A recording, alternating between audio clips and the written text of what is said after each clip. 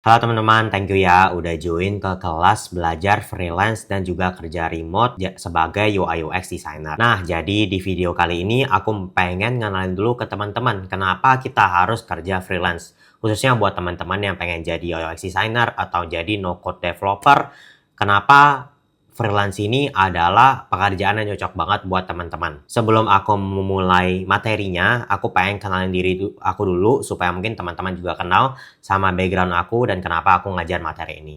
Oke, halo teman-teman semua, kenalin aku Julio. Aku udah ada di industri UI UX ini kurang lebih 4 tahun dan sebelum memutuskan full time freelance, sebelumnya aku juga udah bekerja di beberapa agensi, startup, sama dulu pernah join ke Apple Developer Academy juga kalau misalnya teman-teman tahu. Dan selain itu, aku juga suka banget bikin konten seputar UI UX di Instagram. Kalau misalnya teman-teman penasaran sama konten-konten aku kayak gimana, boleh banget dipantengin di Instagram aku aja, julio.gallery. Dan kalau misalnya teman-teman penasaran, pengen ngeliat profile freelance aku dan juga kerjaan freelance aku gimana, teman-teman bisa coba datengin ke website freelance aku aja di kontra.com/juliodesign. Gitu teman-teman. Nah, itu mungkin perkenalan singkat soal diri aku dan kita langsung masuk aja ke materinya. Kenapa freelance gitu dan kenapa aku sebagai UX designer dan juga no code developer itu memilih freelance sebagai pekerjaan utama aku sekarang. Jadi, yang pertama karena aku dulu udah ngelakuin freelance ini sambil kerja full time. Jadi, di setelah teman-teman after work dari selesai kerja 9 to 5 itu bisa banget sambil nyicil kerjaan freelance-nya. Jadi kayak mungkin di pagi-paginya atau mungkin setelah jam kerja atau mungkin pas weekend teman-teman bisa sambil ngerjain side hustle untuk ngerjain kerjaan freelance teman-teman. Karena ketika aku sambil kerja full time, aku masih bisa ngelakuin pekerjaan freelance ini karena kerjanya cukup fleksibel dan tergantung dari kesepakatan kita dan klien aja pengen diselesaikan kapan. Yang penting kalau misalnya klien taunya kerjaan kita tuh selesai dan kita berhasil ngedeliver hasil yang bagus sesuai dengan ekspektasi mereka. Itu yang pertama. Yang kedua, bisa kerja dari mana aja dan kapan aja. Ini juga salah satu alasan kenapa aku suka banget kerja freelance gitu. Karena ya bisa kerja dari mana aja dan kapan aja. Karena kebetulan kerjaan full time aku kemarin juga remote, jadi aku sering banget sambil ngerjain freelance ini sambil di kota lain. Kayak waktu itu aku pernah sambil nomaden ke Jogja, ke Malang, ke Surabaya, ke Solo, ke Bandung, dan aku masih tetap bisa bekerja di luar kota gitu. Walaupun aku sambil bekerja full time pada saat itu. Jadi makanya pekerjaan freelance ini pekerjaan paling enak, kita bisa kerja dari mana aja dan kerja kapan aja.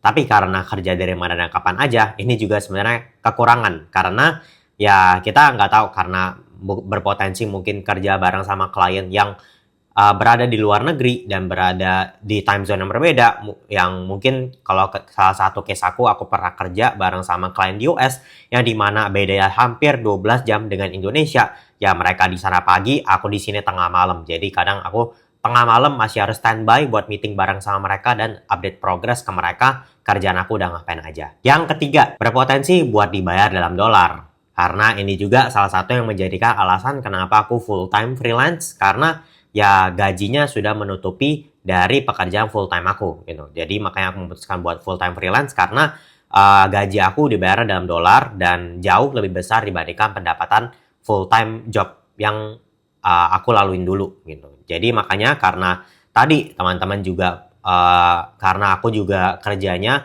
nggak cuma bareng sama klien luar negeri, tapi sebenarnya masih juga ada kerja dalam klien dalam negeri. Tapi teman-teman karena tadi berkesempatan kerja bareng sama klien luar negeri, ya makanya potensi buat dibayar dalam dolar pun bakal semakin tinggi karena teman-teman ya dibayar bakal dolar. Dan lihat aja sekarang dolar itu nilainya sekitar 16.500 gitu. Mungkin bakal semakin lebih tinggi lagi di masa depan, tapi ya itu teman-teman enaknya bekerja freelance karena kita gak cuman kerja dengan project yang beraneka ragam, bekerja dengan project yang seru-seru, tapi teman-teman juga bisa berpotensi dibayar dalam bentuk dolar yang memungkinkan teman-teman ya pendapatannya mungkin bakal lebih tinggi dibandingkan pekerjaan pendapatan full time teman-teman. Dan yang terakhir, pastinya ngerjain project yang beragam. Karena kliennya datang dari orang yang berbeda-beda, dan juga industri yang berbeda-beda, kita pun berkesempatan buat ngerjain project yang beragam.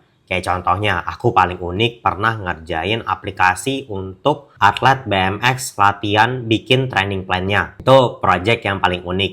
Bahkan aku juga pernah ngerjain website untuk corporate perusahaan kapal dari perusahaan bank dan juga macam-macam banget project yang pernah ngerjain. Bahkan gak cuma dari projectnya aja, karena aku kan emang spesifik di UI UX design.